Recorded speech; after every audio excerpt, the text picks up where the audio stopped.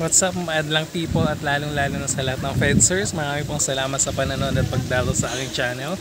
Nandito po tayo ngayon sa Hacienda Antonio sa Porac, Pampanga. At magaganda po yung swimming pool dito, malalaki. At maayos din po yung mga halaman. Malinis yung tubig.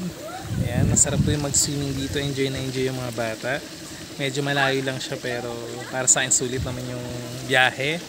At perfect time to para sa family bonding. At syempre summer, magandang panahon para mag-refresh, mag-relax, yan, magbawas ng stress. At kailangan maging ready ulit. Kailangan lagi tayong happy. Kaya enjoy natin lagi ang buhay.